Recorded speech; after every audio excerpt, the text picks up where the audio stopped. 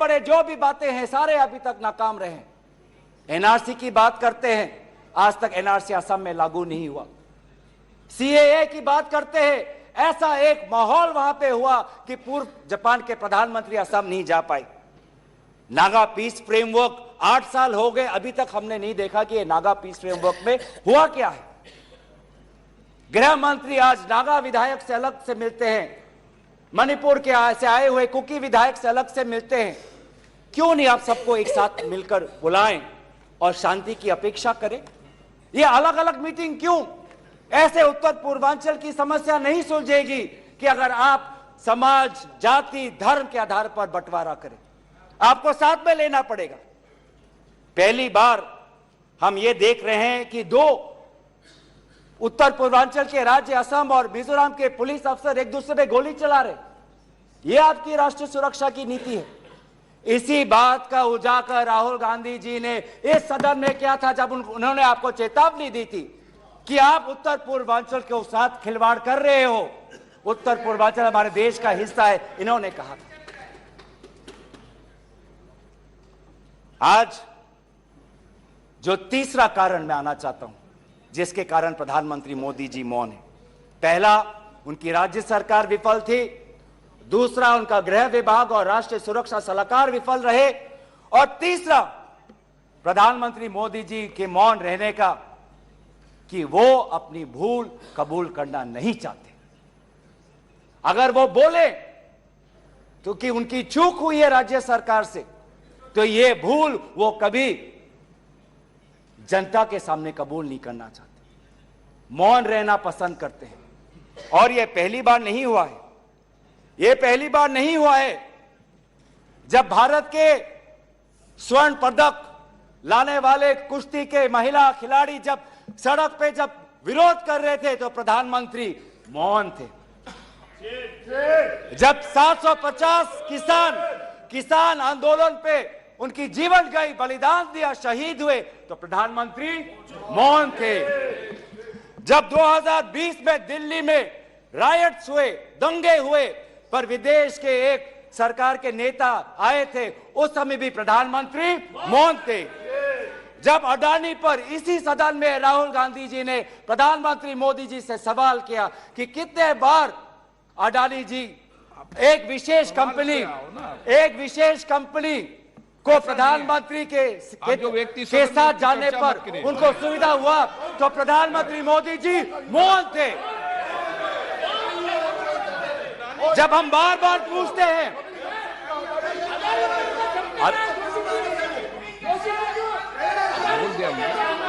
Sir बड़ी आश्चर्य की बात है कि सर कि अभी तक मैंने प्रधानमंत्री का नाम लिया, अभी तक मैंने मुख्यमंत्री का नाम लिया, अभी तक मैंने गृह मंत्री का नाम लिया, अभी तक उनकी तरफ से विरोध नहीं आया, लेकिन जब एक विशेष कंपनी के मालिक का नाम लिया तो ये सारे मंत्री और सांसद खड़े हो गए।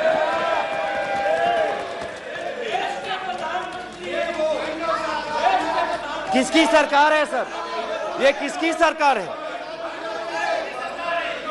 जब चीन पर हमने सवाल किया, जब हम चीन पर आप पूछे, मैं चीन पर आता हूं, जब चीन पर हमने सवाल किया कि चीन हमारे सीमा के अंदर कितने किलोमीटर पर है, तो प्रधानमंत्री मोदी जी मौन रहे। प्रधानमंत्री मोदी जी ने G20 के बाली समिट में प्रेसिडेंट शी जिनपिंग के साथ क्या बातचीत की, उनके विदेश मंत्रालय ने इसको छुपाने की कोशिश की, लेकिन जब चीन के विदेश मंत्रालय से बात आई तो भारत सरकार के विदेश मंत्रालय ने खुद कबूल किया कि हां, हमने ये बात छुपाई थी कि बहुत संवेदनशील बातें प्रधानमंत्री मोदी जी ने शी जिनपिंग के साथ बाली में किया। हम पूछना चाहते हैं कि क्या बातें की आपने, क्या समझौता हुआ, क्या बताएंगे? विदेश मंत्री ने कुछ दिन पहले हम सबके समक्ष एक स्टेटमेंट रखा, पर उस स्टेटमेंट पर भी बाली में प्रधानमंत्री मोदी जी और प्रेसिडेंट राष्ट्रपति शी जिनपिंग के बीच में क्या बात हुई, इन्होंने उजागर नहीं किया। आप चीन की बात करते हैं, तो प्रधानमंत्री मोदी जी जब जम्मू कश्मीर के पूर्व राज्यपाल ने कहा कि उन्होंने प्रधानमंत्री को फोन किया था, तो ये राज्यपाल ने क्या कहा कि उनको चुप रहने का सलाह उनको मिला। प्रधानमंत्री मोदी जी मौन रहे।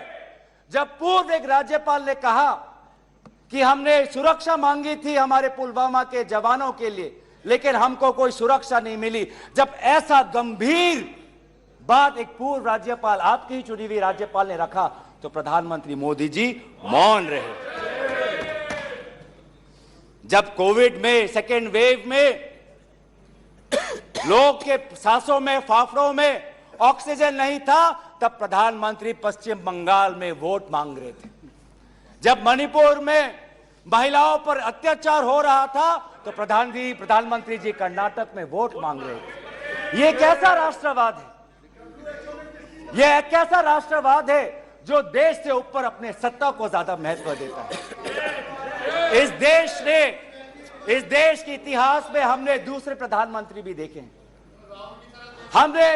हमने ऐसे भी प्रधानमंत्री देखे हैं जिन्होंने उत्तर पूर्वांचल और भारत की संवेदना को समझा। मैं उदाहरण देना चाहता हूं। जब असम में हमारा असम अकॉर्ड हुआ 1985 में, तो असम में हमारी कांग्रेस की सरकार थी, लेकिन शांति के पहल के लिए उस समय के पूर्व प्रधानमंत्री राजीव गांधी जी ने कहा कि कांग्रेस की सरकार बर्खास्त होनी चाहिए, हम एक निर्वाचन लाना चाहते हैं ताकि शांति आगे बढ़े। यह हमारा राष्ट्रवाद है कि दल से ऊपर हमारा देश, यह हमारा राष्ट्रवाद है। जब मीजो अकॉर्ड हुआ, सुन लीजिए, सुनने का धैर्य रखिए। जब मीजो अकॉर्ड हुआ 1986 में, तो मिजोरम में हमारी सरकार थी, लेकिन राजीव गांधी जी ने लालडेंगा जी के साथ समझौता करके मीजो अकॉर्ड उन्होंने स्थापना किया 1986 में, और वहां के पूर्व लालडेंगा जी मिजोरम के इंटरिम गवर्नमेंट के मुख्यमंत्री बने। और निर्वाचन यह है कि हमें सत्ता नहीं, हमें शांति चाहिए उत्तर पूर्वांचल में। अगर सत्ता खोनी पड़ी, दल का बलिदान देना पड़ा, तो उत्तर पूर्वांचल और देश की अखंडता के लिए हम वो बलिदान देने के लिए तैयार हैं। सोनिया जी को याद होगा, जब मीजो अकॉर्ड हुआ उसके अगले ही दिन राजीव गांधी जी और सोनिया जी मिजोरम गए थे, आइजवाल गए थे, और जगह जगह पर लोगों ने इन दोनों का स्वागत किया और उन्होंने कहा, स्वागत राजीव गांधी जी, वेलकम राजीव गांधी जी, आप शांति के प्रतीक हो। ऐसा पहल प्रधानमंत्री मोदी जी मणिपुर में क्यों नहीं करते? हम उनका समर्थन करेंगे, हम उनका समर्थन करेंगे।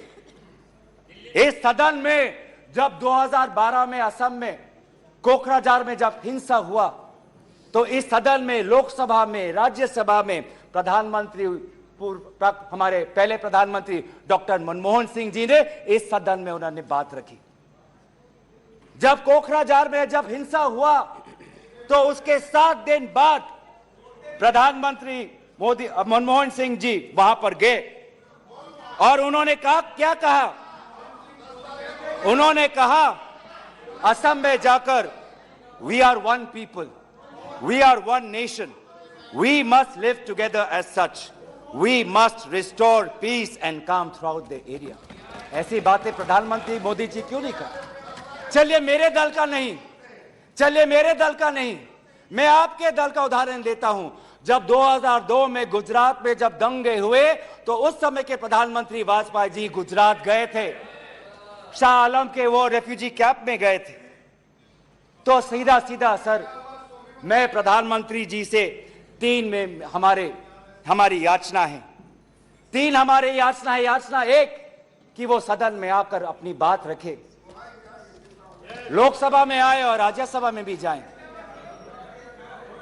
लोकसभा में भी आए और राज्यसभा में भी जाए। हमारी याचना दूसरा कि वो मणिपुर जाए और पूरे पार्टी को लेके जाए। ये बात हमने सदन के प्रारंभ होने से भी पहले कहा था कि अगर प्रधानमंत्री पूरा मणिपुर को में एक ऑल पार्टी डेलीगेशन लेके जाएंगे तो हम सब उसमें शामिल होंगे। और हमारा तीसरा ये याचना है कि मणिपुर के विभिन्न समाज सेवक संगठनों को बुलाकर एक मीटिंग करिए, शांति का एक पहल रखिए। लेकिन प्रधानमंत्री क्या कर रहे हैं? प्रधानमंत्री आज इंडिया अलायंस को बदनाम करने में तुले। देश के नाम को आज बदनाम करने में तुले हैं। अफसोस की बात है, अफसोस की बात है, जब आप पॉपुलर फ्रंट ऑफ इंडिया की बात करते हैं, इंडिया मुजाहिदीन की बात करते हैं, ईस्ट इंडिया कंपनी की बात करते हैं, तो हम इंडियन इंस्टीट्यूट ऑफ टेक्नोलॉजी की बात करते हैं, हम इंडियन स्पेस रिसर्च ऑर्गेनाइजेशन की बात करते हैं, हम इंडियन पुलिस फोर्स की बात करते हैं, हम इंडियन एयरफोर्स की बात करते हैं। आप जब इंडिया को बदनाम करते हैं तो हमें तो भारत का तिरंगा दिखता है, जहां पे गेरुआ है, सफेद है, हरा है और बीच में अशोक चक्र है। आज नफरत एक हथियार बन चुका है, नफरत एक हथियार बन चुका है वोट जीतने के लिए। वो चाहे मणिपुर में हो, वो चाहे हरियाणा में हो, वो चाहे कर्नाटक में हो, वो चाहे मध्य प्रदेश में हो। आप जितना भी नफरत फैलाएं, आप जितना भी नफरत फैलाएं, हमने राहुल जी के नेतृत्व में भारत जोड़ो यात्रा किया है। आपके नफरत के बाजार में हम जगह जगह पे मोहब्बत का दुकान खोलेंगे। हम संविधान की सुरक्षा करेंगे। Our constitution that talks about equality, liberty, justice, fraternity, हम इस संविधान के आदर्शों की हम सुरक्षा करेंगे। आप पूंजीपतियों का विकास चाहते हैं, सबका विकास कहते हैं, लेकिन करते हैं पूंजीपतियों का विकास, और वो भी सिर्फ 6 पूंजीपतियों का।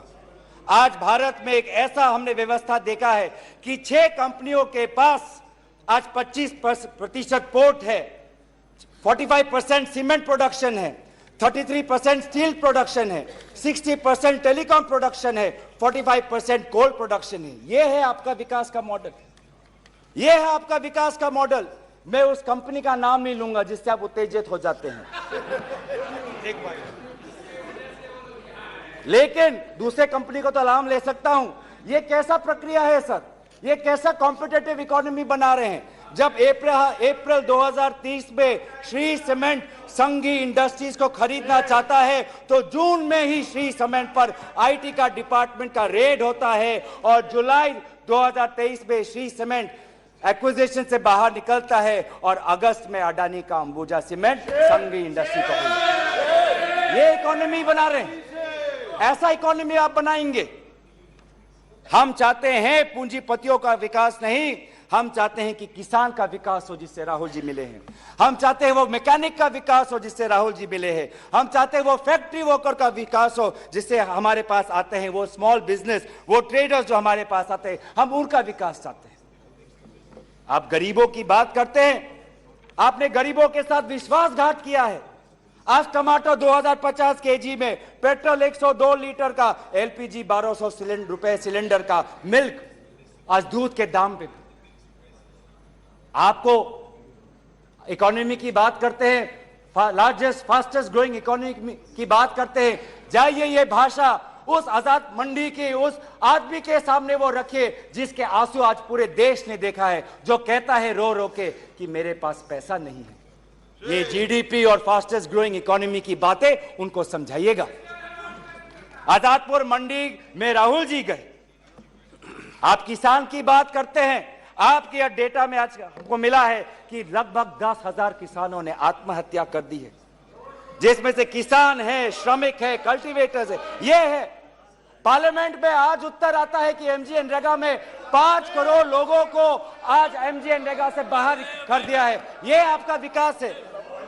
तो सर ये आप गरीबों पे विश्वासघात करिए, हम राजस्थान की तरह देश में महंगाई में हम राहत लाएंगे। आप आदिवासियों में अत्याचार करें, हम आदिवासी छात्र, महिलाओं और एनजीओ के साथ हम भारत को हम जोड़ेंगे और इंडिया को जिताएंगे। India that is a union of states we will protect and we will win. जो 2024 में भारत जीतेगा, इंडिया जीतेगा। इतना अहंकार मत करिए। इन्हीं बातों के साथ मैं अपना प्रस्ताव यहीं पे रखता हूं। धन्यवाद। निशिकांत दुबे।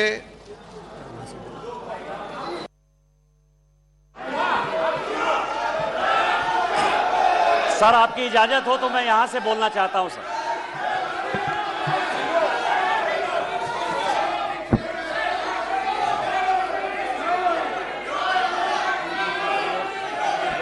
अध्यक्ष महोदय, मुझे लगता था कि अविश्वास प्रस्ताव पर राहुल जी बोलेंगे, कांग्रेस के मित्र बोलेंगे और कोई बहुत बड़ा विषय होगा जिसके आधार पर कि रूल्स का फायदा उठाते हुए माननीय सदस्य ने पूरी बात कही है, ऐसे नहीं चलेगा। प्लीज बैठिए। इसके बाद राहुल जी भी नहीं बोल पाएंगे और कोई अपोजिशन का आदमी नहीं बोल पाएगा। मैंने धैर्यपूर्वक सुना है, आप मुझे धैर्यपूर्वक सुनिए। निशिकांत जी, अध्यक्ष महोदय,